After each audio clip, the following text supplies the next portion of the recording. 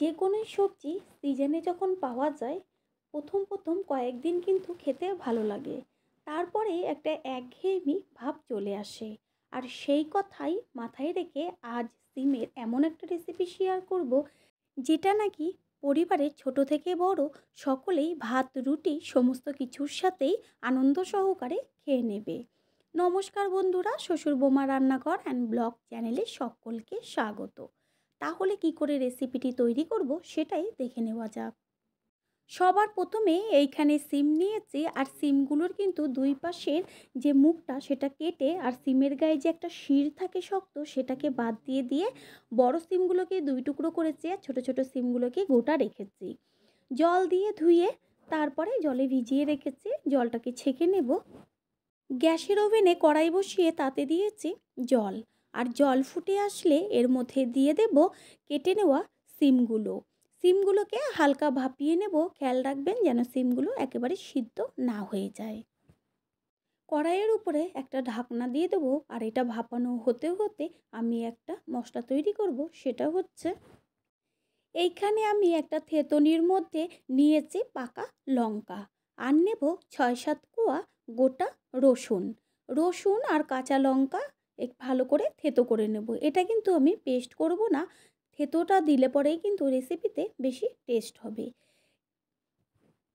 রসুন আর কাঁচা লঙ্কা থেতো করে নিতে নিতে এইদিকে কড়াইয়ের ঢাকনাটা সরিয়ে দিয়ে সিমও কিন্তু ভাপানো হয়ে গেছে।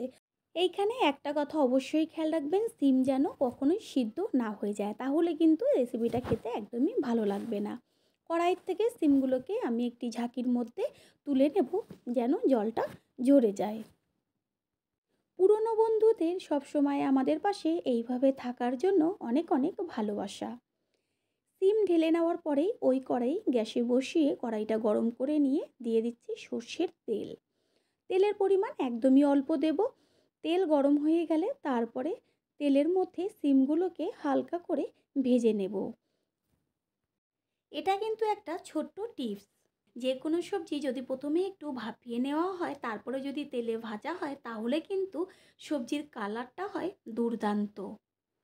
সিমের মধ্যে দেব ছোটো চামচের 1/2 চা চামচ লবণ, দিয়ে তারপরে সিম ভালো করে নেড়েচেড়ে নিতে হবে যেন সিমের মধ্যে লবণটা যায়।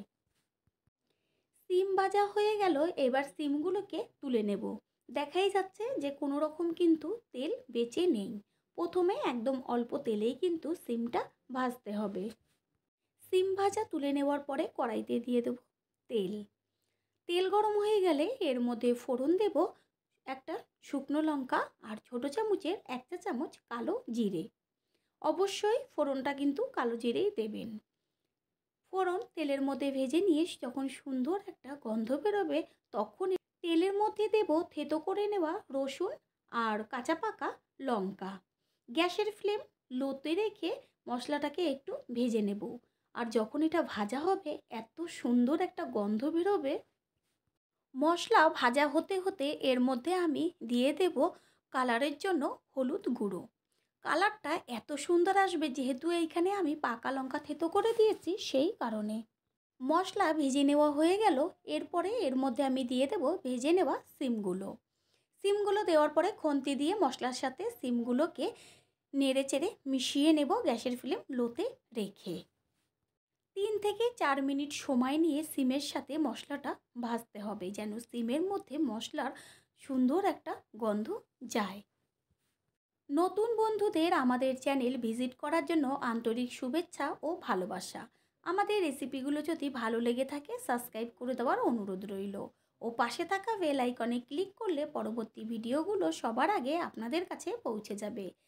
সিমের মধ্যে দেওয়া হলো সর্ষে আর পোস্তর পেস্ট। যেহেতু আমি আগেই কাঁচা লঙ্কা ব্যবহার করেছি সেই কারণে এখানে কিন্তু শুধু সর্ষে আর পোস্তর পেস্টই দেওয়া হলো। আর মশলা দেওয়া একদম অল্প করে জল বেশি দেব না, কারণ যেহেতু সিম ভাজাতেই কিন্তু অর্ধেকের বেশি সিদ্ধ হয়ে গেছে। দেওয়া হলো লবণ।